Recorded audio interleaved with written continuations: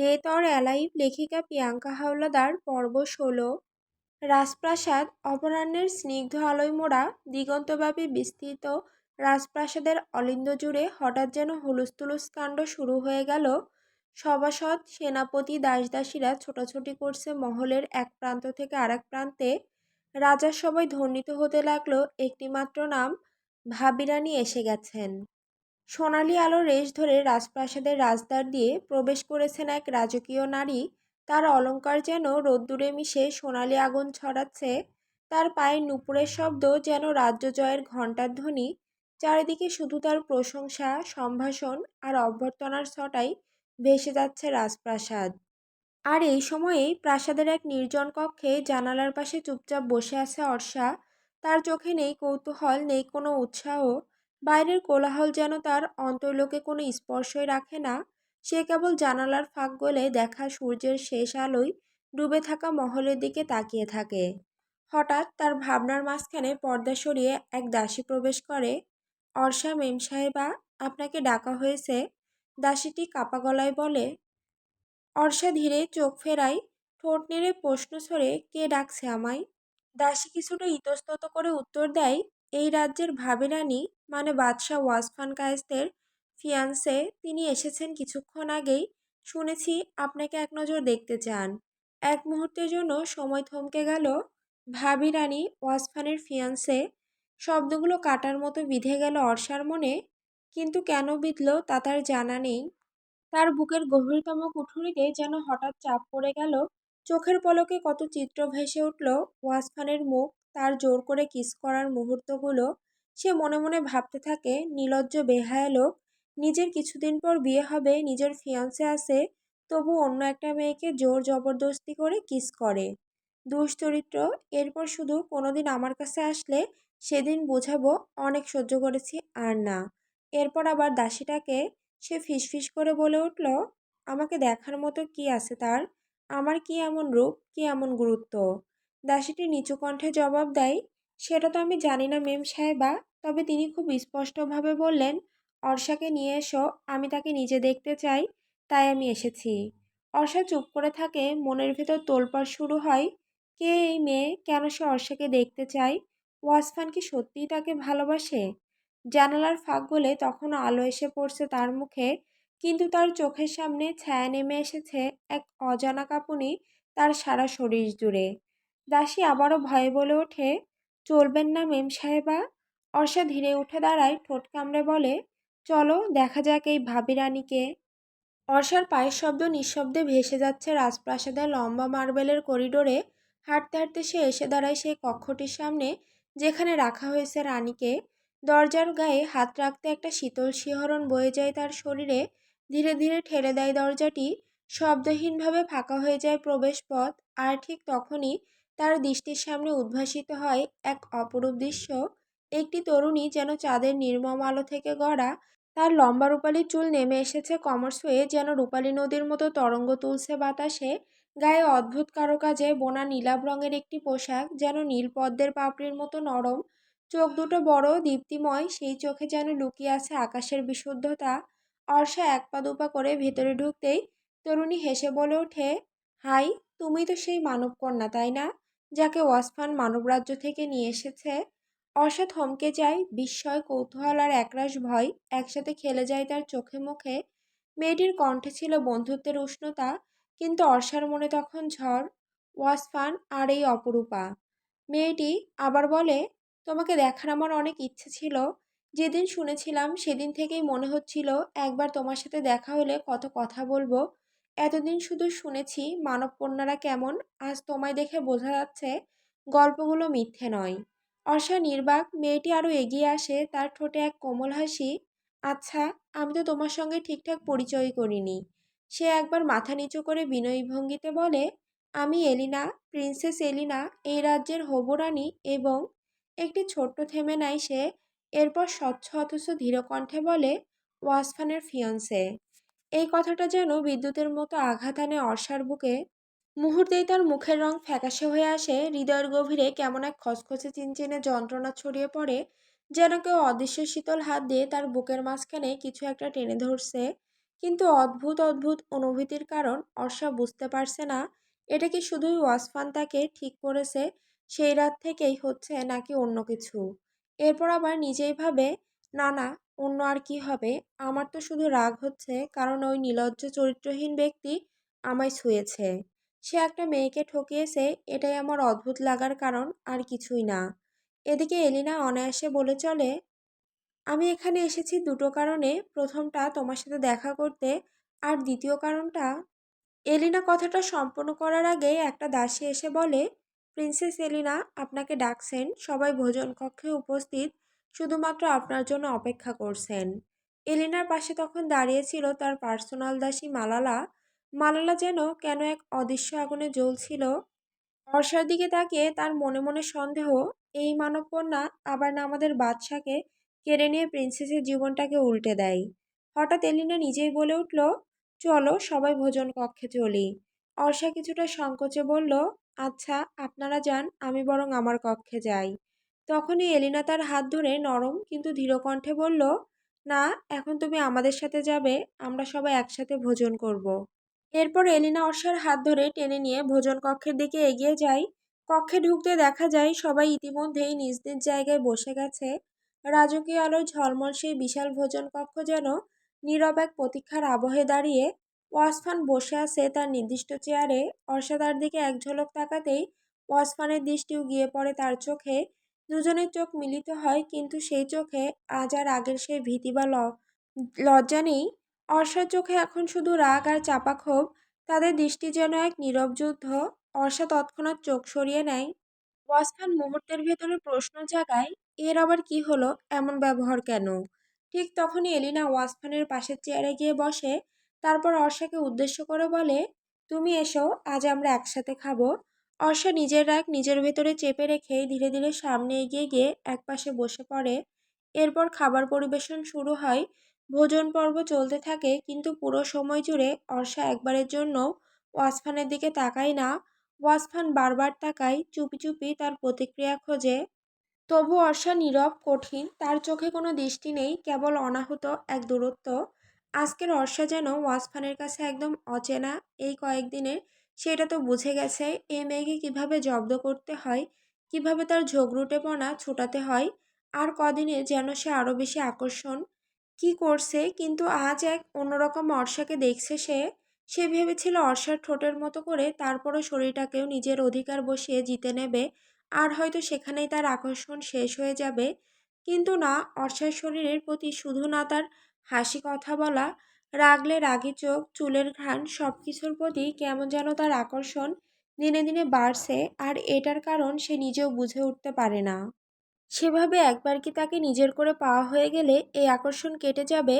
হয়তো এইমাত্র শোনা এই জন্যই, কিন্তু পৃথিবীতে এত মেয়ে আছে, কারো প্রতি আমার এই আকর্ষণ কেন আসে না? নাকি এই মেয়ে কোনো জাদু জানে সত্যি? ভোজন শেষ হতেই যে যার মতো করে উঠে নিজ নিজ কাজে চলে যায়। অর্ষাও ধীরে ধীরে নিজের কক্ষের দিকে যাওয়ার জন্য পা বাড়ায়। ঠিক তখনই পেছন থেকে কেউ গম্ভীর কণ্ঠে তাকে ডেকে ওঠে, অর্ষা। অর্ষা পেছন ফিরে তাকায়, দেখে দাঁড়িয়ে আছে জাইম, চোখে একটা স্থিরতা, মুখে যেন কিছু বলার প্রস্তুতি। সে ধীরে এসে অর্ষার পাশে দাঁড়িয়ে বলে, এলিনাকে দেখে নিশ্চয় বুঝে গেছো সে আমাদের দায়ের বউ হবে। ছোটবেলা থেকে ও ওয়াসফানকে ভালোবাসে, তাদের এঙ্গেজমেন্টও হয়ে গেছে।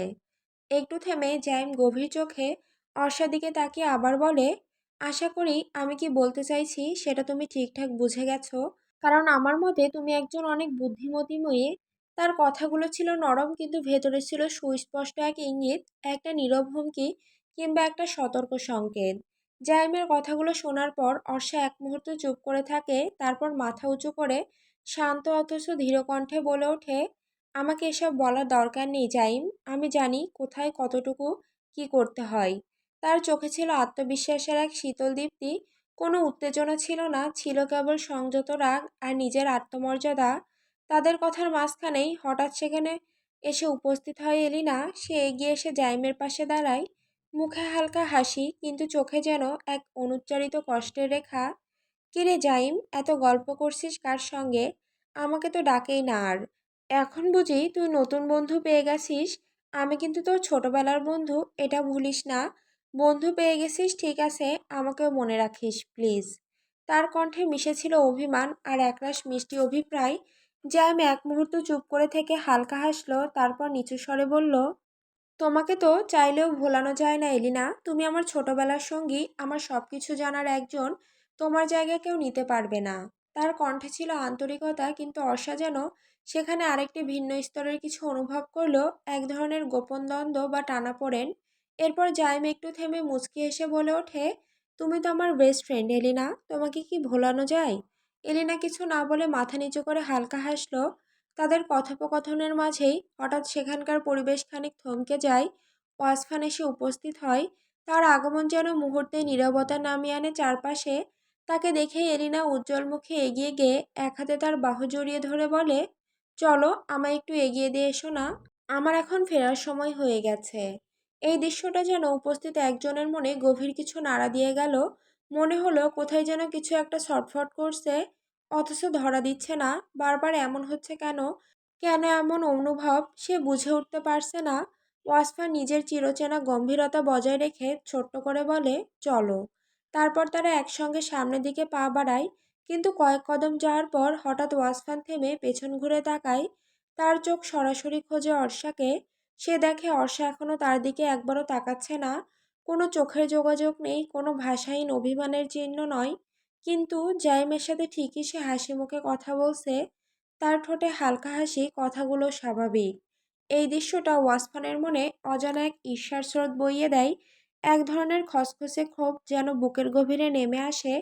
কিন্তু সে নিজেই বুঝে উঠতে পারে না এই রাগের কারণটা কি, কেন এতটা অস্বস্তি, কেন এতটা খোঁচা লাগছে ভেতরে ভেতরে। চোখ সরিয়ে নিয়ে ওয়াসফান চলে যায় এলিনাকে এগিয়ে দেওয়ার জন্য, কিন্তু তার মনের ভেতর তখনও চলছিল এক অস্থির অজানা দ্বন্দ্বের যুদ্ধ। এখানে আসার পর থেকে অর্ষা মানুষের জগতের পরিচিত পোশাকের জগৎ থেকে অনেক দূরে সরে এসেছে। এই রাজ্যে নেই জিন্স টপ, সালোয়ার কামিজ বা চেনা কোনো পোশাকের ছায়া। ইসাবেলা, যে এই রাজ্যের প্রাসাদে তার সবচেয়ে আপনজনের মতো হয়ে উঠেছে, প্রতিদিনই তার জন্য বেছে দেয় রাজকীয় লম্বা গাউন, হালকা অথচ অভিজাত কাপড়ের নকশা করা পোশাক। আজও আশা পরেছে ঠিক তেমনই একটি লম্বা গাউন। তবে আজকের পোশাকটি অন্যরকম। এর গলার কাটটা একটু বড়, একটু নিচু, একটু ঝুঁকলেই বুকের খাঁচা দৃশ্যমান হয় এবং গলার কাছ থেকে কপালের নিচ পর্যন্ত ছায়ার মতো পড়ে থাকা কাপড় হালকাভাবে দুলে ওঠে। জাইমের সঙ্গে কথোপকথন শেষে অর্ষা ধীরে ধীরে নিজের রুমের দিকে পা বাড়ায়।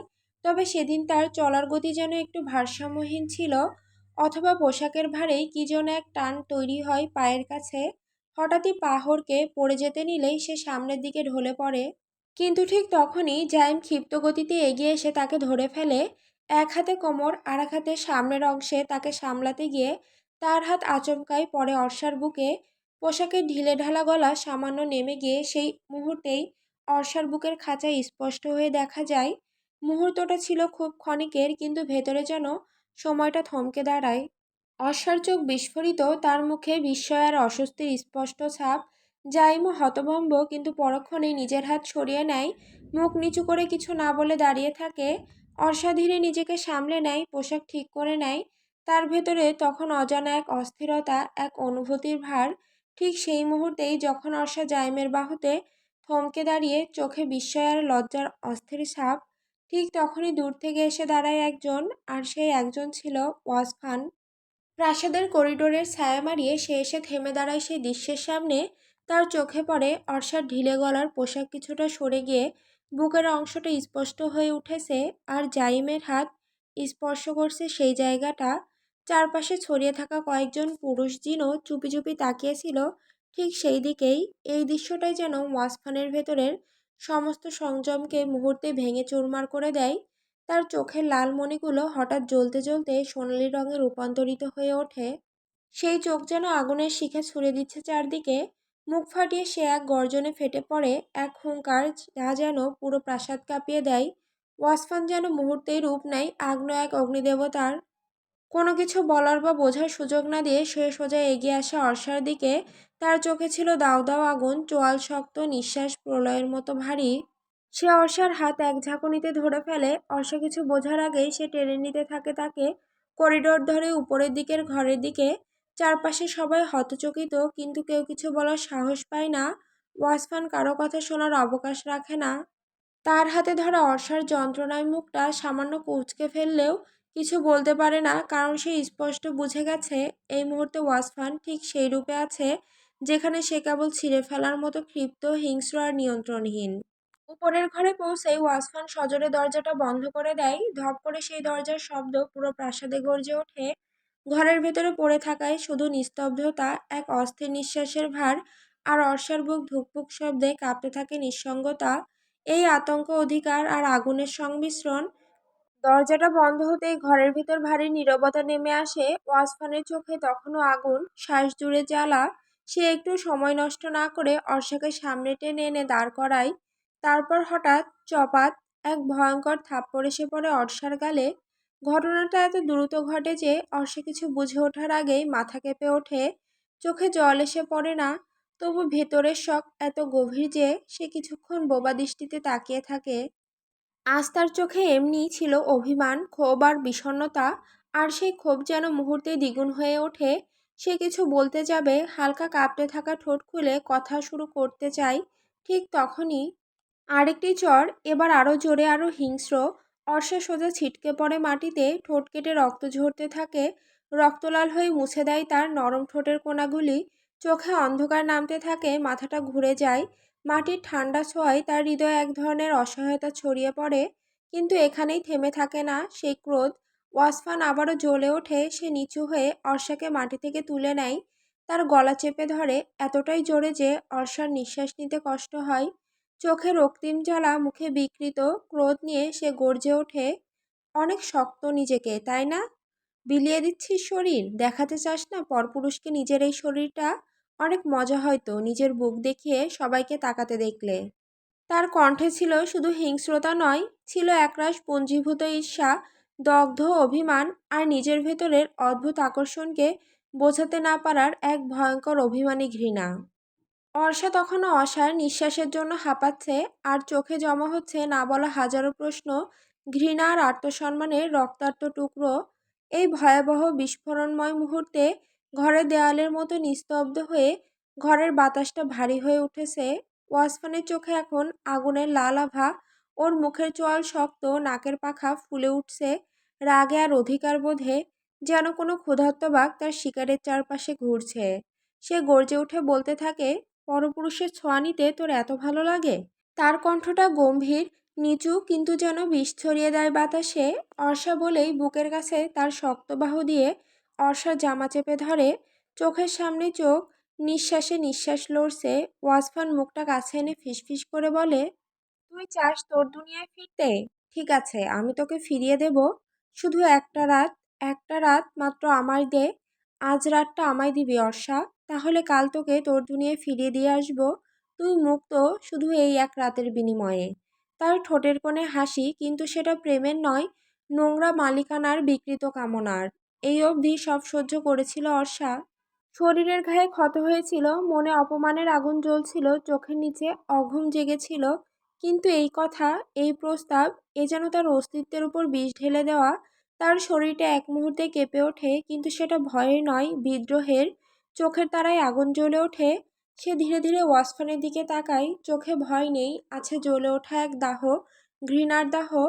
তার কণ্ঠ শুকনো, গলার স্বর ফাটছে রাগে, কিন্তু শব্দগুলো ধারালো ছুরির মতো। এরপর একটা শব্দ, ঠাস।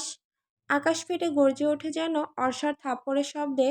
তার সারা রাগ, অপমান, ঘৃণা সব মিলিয়ে ওই এক থাপ্পড়ে যেন সে তার অস্তিত্বকে রক্ষা করল। এরপর অর্ষার গর্জন আকাশ কাঁপিয়ে বলে ওঠে, কি ভাবেন আপনি আমাকে? হবেন আপনি এই রাজ্যের বাদশা, কিন্তু আমার চোখে আপনি কিছুই না, কিছুই না। তার কণ্ঠে বজ্রের ঝড়, আগুনের দাহ, প্রতিটি শব্দ যেন ছুরি হয়ে বিঁধে যায় ওয়াসফানের বুক চিরে। আপনার সাহস কী করে হলো এমন একটা নোংরা প্রস্তাব আমাকে দিতে? আমি আপনার মতো না, আমি শরীর নই, আমি মানুষ। আপনি নিজে তো একজন নির্লজ্জ, লম্পট, চরিত্রহীন ব্যক্তি। আমাকে কি নিজের মতো মনে করেন? ওয়াসফান নড়ে না, তার চোখে এবার জ্বলছে অপমান, বিস্ময়, কিন্তু সবচেয়ে বেশি পরাজয়ের শীতলতা। অর্ষা এগিয়ে আসে এক পা, বুক উঁচিয়ে, ঠোঁট কাঁপছে রাগে। নিজে তো ফিয়ান্সে থাকা সত্ত্বেও দিনের পর দিন একটার পর একটা নারীকে ছুঁয়ে যান, কারণে অকারণে সুযোগ পেলে আমার ঠোঁটে হামলে পড়েন। আপনি কি জানেন লজ্জা কাকে বলে? তার চোখে এখন ঘৃণার জলোচ্ছ্বাস, গলার স্বর খান খান হয়ে যাচ্ছে, কিন্তু থেমে নেই সে। বিয়ে করছেন একজনকে আর ভোগ করতে চান আরেকজনকে। এই আপনি রাজ্যের আদর্শ? না, আপনি শুধুই এক ঘৃণ্য লোভী পুরুষ। শরীরের জন্য একটা মেয়েকে এভাবে আটকে রেখেছেন।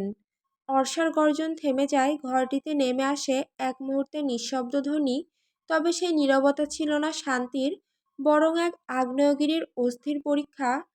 ওয়াসফানের চোখ দুটো জ্বলে ওঠে। সে যেন আর নিজের মধ্যে নেই, তার ভিতরের পশুটি যেন উন্মুক্ত হয়ে উঠেছে। চোখের তারায় আগুন, মুখের রেখায় ঘৃণা আর লাঞ্ছনার প্রতিচ্ছবি।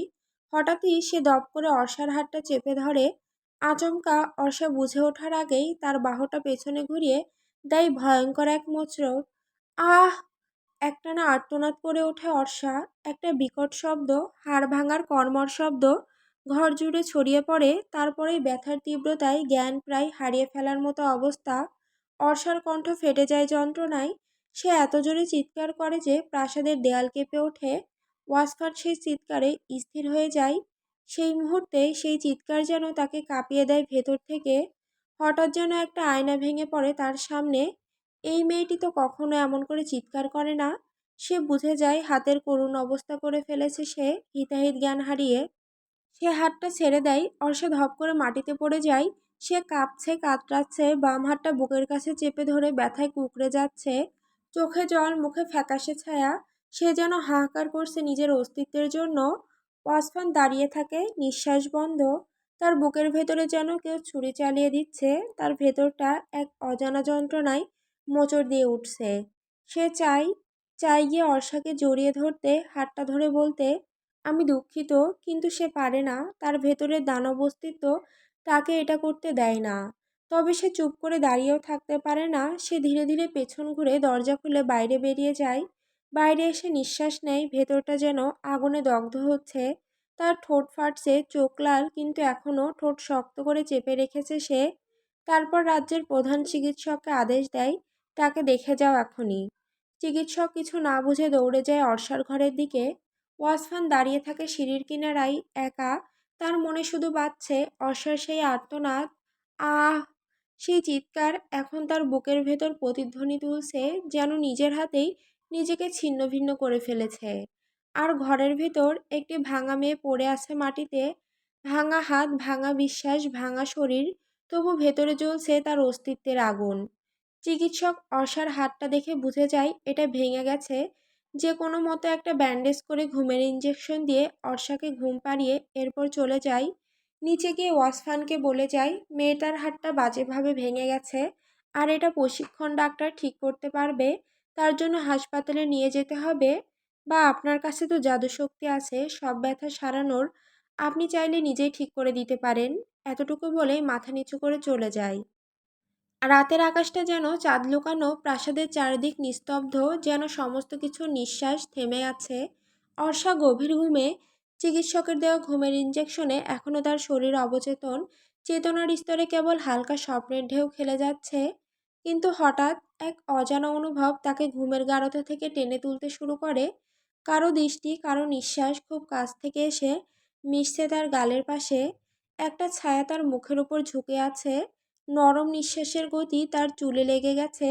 ধীরে ধীরে চোখ মেলে অর্ষা। চোখের পাতার ফাঁক দিয়ে প্রথমে সে কেবল আবছা কিছু দেখতে পায়, তখনও ঘুমের প্রভাব পুরোপুরি কাটেনি। তবে এক ঝলকে যেটুকু দেখে তা তার শিরদাঁড়া কাঁপিয়ে তোলে। ওয়াসফান।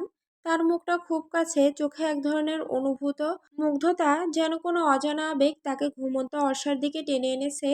তার দৃষ্টিতে হিংস্রতা নেই, বরং গভীর কিছু অব্যক্ত আকর্ষণ, অথবা কিছু অন্যরকম।